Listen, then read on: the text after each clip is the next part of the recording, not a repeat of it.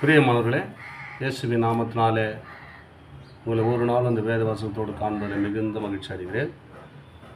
ஏசாயா 61 அதிகாரம் 4 வசனம்.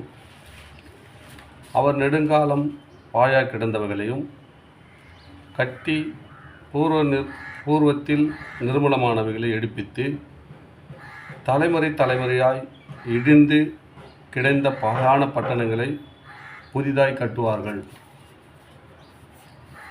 நெடுங்காலமாக நம்முடைய வாழ்க்கையில் எதுவும் நடக்க முடியாத காரியமாக இருக்கலாம்.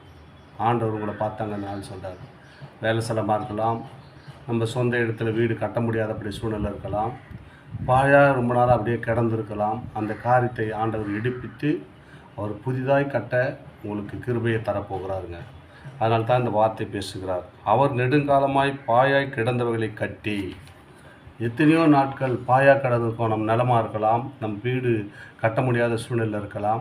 அந்த பாழாய் கிடந்தவர்களை எடுப்பித்து பூர்வ காலத்தில் நம்ம பாட்டனார் தகப்பனார் எல்லாம் செய்து அவரால் கட்ட முடியாத இடிந்து கிடக்கிற அந்த பாழான நிலங்கள், பாழான பட்டணங்களை எடுப்பித்து கட்டி நீங்கள் எழுப்ப போகிறீங்க.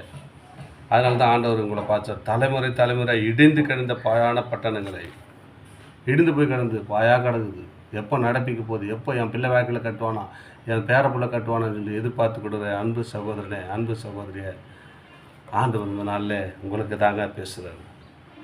பட்டணை புதிதாக கட்டுவார்கள். புதிதாக கட்ட போகிறீங்க. ஏன்னு வச்சுக்கா, இந்த வார்த்தை கேட்டுக்கொண்டிருக்கிறீங்க. உங்கள் குடும்பத்தில் நடப்பில் நினச்சிருக்கலாம்.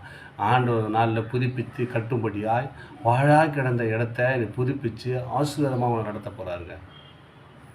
கர்த்தர் நல்லவர். ஏன்னு வச்சுக்க, நீங்கள் அவர் நம்புறீங்கல்ல, அதனால தான் பாழாக கிடந்த கட்டணங்கள், பாழாக கிடந்த பட்டணங்களை, இடங்களை, நிலங்களை, எதுவாக இருக்கலாங்க, என் வாழ்க்கையில் இது நடப்பீங்கன்னு நினச்சிருக்கலாம். ஆண்டவர் நாளில் உங்களை எடுப்பித்து புதுப்பித்து ஆசீர்வதித்து உங்களை வழி நடத்த போகிறார். ஆமென். God bless you.